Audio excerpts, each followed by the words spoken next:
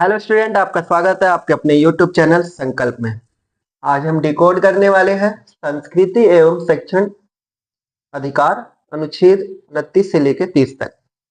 ठीक है, आज हम ये जानेंगे ये क्या है अनुच्छेद 29 और 30 में, ये सब सारी चीजें क्या है। इसमें जो भारत के अल्पसंख्यक समूह हैं, ठीक है, उनकी संस्कृति, उनकी भाषा, शिक्षा, ठीक है ना, उनको संरक्षित करना है। ठीक है, उनको आगे बढ़ाना है, उनको प्रोत्साहन करना है, इसलिए ये अधिकार दिया गया है। ठीक है, और ये समूह की संस्कृति यानी डिफरेंट डिफरेंट लोग होते हैं, ठीक है ना, अलग अलग उनका कल्चर होता है, तो वो अपने कल्चर के अनुसार जीना पसंद करते हैं। इसीलिए तो हमारा देश इतनी विविधताओं में भी मतलब इतने सारे अलग अलग होने के बावजूद भी हम लोग एक साथ रहते हैं, है ना। तो ये जरूरी है कि इनके अल्पसंख्यक जो भी हमारे समूह हैं, चाहे जो भी हो, चाहे वो किसी विशेष क्षेत्र में, ऐसे कई ऐसे विशेष क्षेत्र हैं जहाँ पे हिंदू अल्पसंख्यक है, और पूरे अगर भारतवर्ष की बात करें तो वहाँ पे हिंदुओं की संख्या ज्यादा है, बाकी जो धर्म बचे हैं वो उनकी संख्या कम है, तो उनकी वो अल्पसंख्यक है। तो अल्पसंख्यक का यही मतलब होता है। ठीक है, तो अलग अलग क्षेत्रों में ये अल्पसंख्यक अलग अलग धर्म के आपको देखने को मिल सकते हैं। ठीक है, तो उनके संरक्षण के लिए ये व्यवस्था की गई है, हमारे मौलिक अधिकार में ये व्यवस्था दी गई है। ठीक है, अच्छा, इसमें ये है कि सामंजस्य स्थापित करना, देश की विविधता बनी रहे और प्रचार प्रसार करना। यानी कहने का मतलब ये है, इतने सारे धर्म होने के बाद अगर हम उनके संस्कृति को बढ़ावा ना दें, उनकी लिपि, ठीक है, उनका रहन सहन क्या है, ठीक है, अगर हम उनको इस दबा के रखें या कोई विशेष वर्ग दबा के रखता है तो ये सही नहीं है, और ये फिर हमारी एकता को भी सही नहीं रहेगा। हमारी जो पूरे विश्व में एक अलग पहचान है, विविधताओं से जो भरा हुआ है, इसकी भी पहचान खत्म हो जाएगी। तो ये जरूरी है, इसीलिए हमारे संविधान ने ये सारी व्यवस्था की गई है सांस्कृतिक एवं शैक्षणिक अधिकार अनुच्छेद 29 के तहत। ठीक है, इसमें 29(1) और 29(2) में बांटा गया है अनुच्छेद को। ठीक है, 29(1) क्या कहता है कि कोई भी वर्ग जिसकी विशेष संस्कृति, भाषा या लिपि संरक्षण का अधिकार है, यानी कोई भी वर्ग अगर उसकी विशेष संस्कृति है या कोई लिपि है तो उसको संरक्षण का अधिकार है।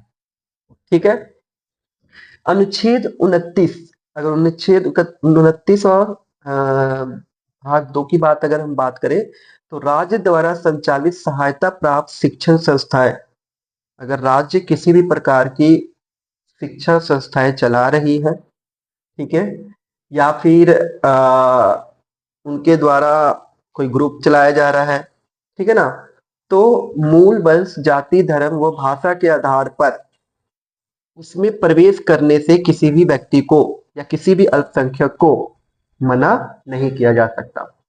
ठीक है ना, ऐसे बहुत सारी संस्थाएं भारतवर्ष में चलती है जिसमें बहुत सारा अनुदान भारत सरकार के द्वारा दी जाती है या राज्य सरकार के द्वारा भी दी जाती है। ठीक है ना, तो विशेष प्रावधान होता है इसमें कि उन सबकी एंट्री होती है। जैसे उदाहरण के लिए दिल्ली यूनिवर्सिटी को ले लो, दिल्ली यूनिवर्सिटी में इतने सारे कॉलेजेस हैं, वहां पे सभी प्रकार के धर्म के लोग, चाहे वो किसी भी जाति धर्म के हो, रंग रूप के हो, कोई भी वर्ग का हो, उसमें प्रवेश की अनुमति है। ठीक है ना, अब ये नहीं कह सकते कि नहीं भाई अल्पसंख्यकों के लिए अलग संस्थाएं हैं, जाके वहां पे प्रवेश लीजिए, ऐसा नहीं है। ये सब चीजें वर्जित है। हमारे दिल्ली विश्वविद्यालय में इतने सारे कॉलेजेस है, उसमें आप देखोगे कि कई है, मौलाना अब्दुल आजाद कलाम ऐसे कोई एक कॉलेज का नाम भी है, और जाकिर हुसैन कॉलेज है। इसके अलावा आप ये देखेंगे कि श्री गुरु गोविंद सिंह कॉलेज भी है। तो ये बहुत सारी है, तो ऐसा नहीं है कि वहां पर सिर्फ अल्पसंख्यकों की ही एंट्री हो रही है, वहां पे इसके अलावा और भी अलग अलग समुदाय के हैं, तो वहां पे प्रवेश उनको दिया जाता है, मना नहीं किया जा सकता। जैसे एक अलग से यूनिवर्सिटी भी है अपने दिल्ली में, जिसे हम बोलते हैं, जो मुस्लिमों का है, नाम मेरे को याद नहीं आ रहा, तो उसमें भी हिंदू और बहुत सारे लोग जो हैं वो एंट्री कर सकते हैं उसमें। ठीक है, जैसा कि हम जानते हैं कि अब हम बात कर रहे थे अनुच्छेद 29 की, तो अनुच्छेद 30 में अल्पसंख्यकों के शैक्षणिक संस्थान स्थापित करने और उनका प्रशासन करने, क्या अधिकार होता है, यानी कहने का मतलब ये है कि अल्पसंख्यक अपने लिए शैक्षणिक संस्थानों की स्थापना कर सकते हैं और उनका प्रशासन भी कर सकते हैं। ये उनको अधिकार दिया गया है। ये नहीं कि मतलब वो अल्पसंख्यक है तो हम उसको कोई और चलाएगा, ऐसा नहीं होना चाहिए। तो ये सभी अधिकार उनको दिया गया है। और अनुच्छेद 30 के अंतर्गत ये दिया गया, और अनुच्छेद 30 के अंतर्गत इस अधिकार को चार्टर का अधिकार भी कहा जाता है, शिक्षा का चार्टर अधिकार। ठीक है, तो ये ध्यान रखना, एग्जाम में पूछे भी जा सकते हैं। शिक्षा का अधिकार चार्टर भी कहा जाता है। ये कौन से अधिकार अनुच्छेद के अंतर्गत आता है? तो अनुच्छेद 30।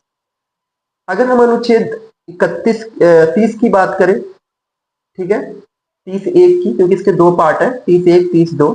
अनुच्छेद 30(1) में क्या कहता है कि जब सभी धार्मिक भाषाई अल्पसंख्यक अपनी पसंद की शैक्षणिक संस्थाएं स्थापित कर सकते हैं और उसका स्वयं उसका संचालन कर सकते हैं, सभी। ठीक है ना, किसी को भी ऐसा मना ही नहीं है। यह अनुच्छेद 30(1) कहता है।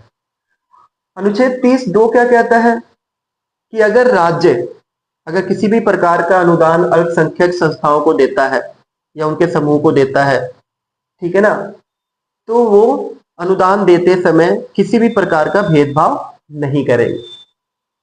ठीक है, उनके मन में ये बिल्कुल भी विचार नहीं आना चाहिए कि ये अलग भाषा के लोग हैं या फिर ये अलग धर्म के लोग हैं, अलग वर्ग के लोग हैं, और इस आधार पे हम उनके अनुदान को रोक दे। ठीक है ना, जो राज्य के द्वारा जो बनता है, तो वो पूर्ण निष्पक्ष रूप से बिना भेदभाव के इन संस्थाओं को राज्य जो भी फंड होता है, जो भी अनुदान होता है उस संस्था को चलाने के लिए, ठीक है, और साथ में अल्पसंख्यकों को बढ़ाना भी है, संविधान कहता भी है, तो राज्य कभी भी मना नहीं करेगा। राज्य को सुनिश्चित करना पड़ेगा, और वो भी बिना किसी भेदभाव के। ठीक है, तो ये था हमारा संस्कृति एवं शैक्षिक अधिकार अनुच्छेद 29 से 30 तक। मैं उम्मीद करता हूँ आप लोगों को ये सारी चीजें जितने भी इसके टर्म्स हैं वो आपको समझ आई होंगी। इसका और अच्छे से अगर आपको जानना है तो कुछ केस स्टडी आपको करने पड़ेंगे। ठीक है, आप जब तक केस स्टडी नहीं करेंगे ना, तो इस अनुच्छेद के बारे में कुछ अच्छे से जानकारी नहीं प्राप्त कर। बहुत से ऐसे केस स्टडी हुए होंगे कि कई अनुदान रोके गए होंगे, तो किसके अंतर्गत आता है, उसके लिए क्या क्या प्रावधान किया गया होगा, सुप्रीम कोर्ट ने इनके लिए क्या क्या किया होगा, तमाम चीजें हुई होगी यहाँ पर। ठीक है, तो इसकी और जानकारी के लिए और अच्छे से जानकारी के लिए इसको डीप में पढ़े। ये सारी चीजें अभी तक जो भी बताई गई है वो संक्षिप्त में बताई गई है। ठीक है, इसका एक आखिरी पार्ट रह जाएगा जो कि छठा है, वो भी हम उस पर डिस्कस कर लेंगे, और जल्दी ही बाकी वीडियो भी हम लोग इसको समाप्ति की ओर लेके आएंगे। उम्मीद करता हूँ आप लोग अच्छे से पढ़ रहे होंगे। Thank you so much.